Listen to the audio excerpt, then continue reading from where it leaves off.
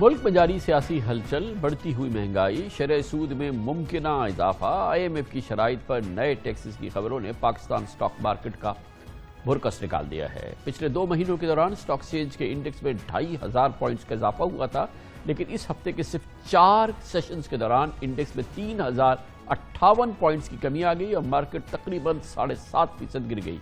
आज के दिन इंडेक्स में 911 पॉइंट्स की कमी से मार्केट में 2% कमी आई और आज एक मौके पर 1198 पॉइंट तक मार्केट गिर गई थी। सिर्फ आज के दिन सरमायाकारों के 180 अरब रुपए नुकसान में गए हैं और पिछले कारोबारी हफ्ते के इख्तिताम पर इंडेक्स तकरीबन 46,000 पॉइंट पे था, जो आज 42,780 पर बंद हुआ है। इस वक्त स्टॉक मार्केट 63 कारोबारी दिनों की निचली तरीन सतह पर है। एक साल के बाद 4 रोज में सबसे बड़ी गिरावट देखी गई है। इससे कबल कोरोना के वबाई माहौल यानी कि पिछले साल मार्च में स्टॉक मार्केट पे इतनी बड़ी गिरावट देखी गई थी। स्टॉक मार्केट की इस हफ्ते के 4 सेशन में सरमायाकारों के 545 अरब रुपए डूबे हैं। 5 मार्च को मार्केट कैपिटलाइजेशन 8,192 अरब थी, जो 4 दिन की शदीद मंदी के बाद तकरीबन 7,647 की सतह पर आ गई है। 4 दिन में गुज़िश्ता 4 दिन में पाकिस्तान स्टॉक एक्सचेंज का भुरकस निकल गया है। इस पर बात करने के लिए हमारे साथ मौजूद हैं जनाब Najam Ali, chief executive officer next capital. बहुत बहुत शुक्रिया नजम अली साहब। फरमाइएगा, आपका बड़ा ज़बरदस्त एक्सपीरियंस है, मार्केट का भी है,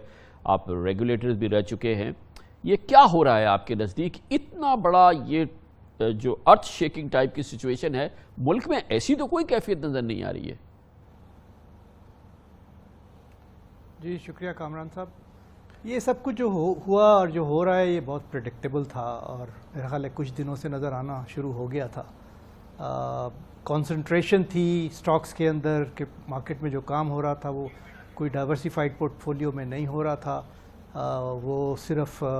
7, 8, 10 स्टॉक्स थे जिसमें हो रहा था। मार्केट का लेवरेज बहुत बढ़ गया था। मुल्क में जो आपने बिल्कुल सही कहा कि किसी किस्म की कोई मुझे ऐसी तब्दीली नज़र नहीं आई इस पीरियड में, बल्कि जो IMF से रिलेटेड गवर्नमेंट ने इकदाम लिए हैं वो तो बेहतरी के लिए ही है। आपकी और नजम साहब, वो भी आप जैसे लोग और सारे लोग समझते हैं कि फिल वक्त तो उनकी वैल्यू कॉस्मेटिक है। अभी बजट है, फिर पार्लियामेंट है, फिर कहीं जाके इस पर कोई इम्प्लीमेंटेशन वगैरह होगा, तो वो भी कोई इतनी बड़ी बात नहीं है। मगर ये इतना बड़ा डिबाकल जो है, ये आप जैसे फरमा रहे हैं कि चंद स्टॉक्स हैं और ये एब्रेशन थी बहुत बड़ी जो कि नज़र आ रही थी कि जिस दिन भी ये इस तरह की चीज़ है, ये बबल है, ये फटेगा तो इसके ये असरात होंगे। मैं अभी कल भी किसी को यही कह रहा था, कुछ लोग बुरा भी मानते हैं इसका। मेरे हिसाब से ये एक सिंक्रोनाइज्ड सेल ऑफ है और ये कोऑर्डिनेटेड है।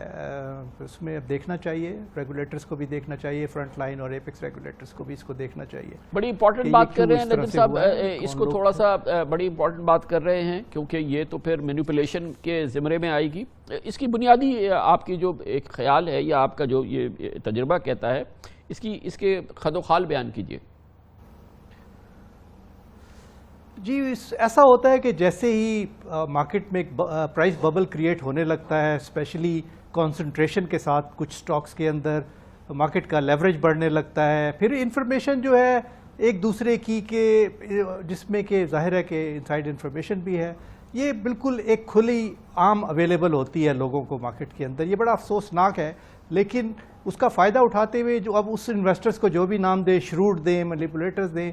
वो इसका फ़ायदा उठाते हैं और लोग जो जिसको कहते हैं कि वीक होल्डर्स, उसका फिर यही नतीजा निकलता है कि वो बेचारे जो होता यही है कि जैसे ही मार्केट में एक बुलिश ट्रेंड अपने पीक पे आने लगता है तो उसके साथ ही लोग अपना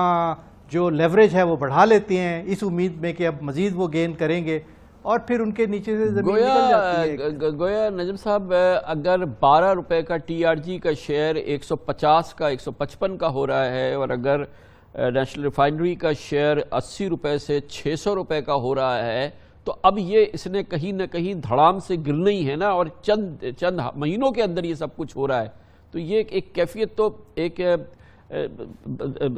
दीवार पे लिखी हुई कैफियत थी कि अब कुछ ना कुछ होगा। देखिए, मेरे लिए बड़ा मुश्किल है कि मैं किसी स्पेसिफिक स्टॉक पे बात करूं, बट होता यही है कि जिन भी स्टॉक्स में रन अप होता है उनके मुतालिक एक नैरेटिव जो है वो डेवलप किया जाता है कि इसमें ये है, उसमें वो है, और फिर एक लोग उस कहानी पे जो है कन्विंस हो जाते हैं और उसके बाद जाहिर है उसके अंदर स्पेकुलेशन शुरू हो जाती है।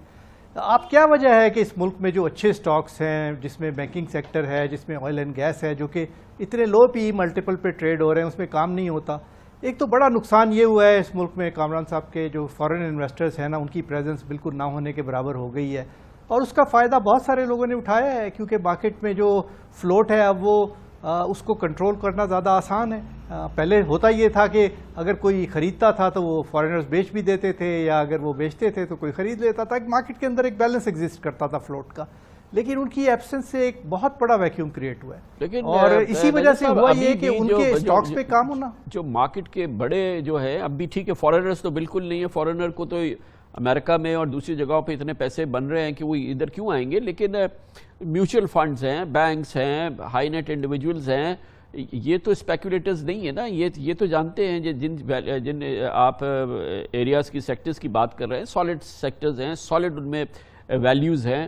تو یہ کون لوگ ہوتے ہیں جو جن کی آپ بات کر رہے ہیں کہ ایک ببل کریٹ کرتے ہیں اور یہ پورا ایک سنکرونائزڈ اس کو اوپر لے کے جاتے ہیں اور سنکرونائز انہوں نے پھینکا ہے، تو یہ کون لوگ ہوتے ہیں؟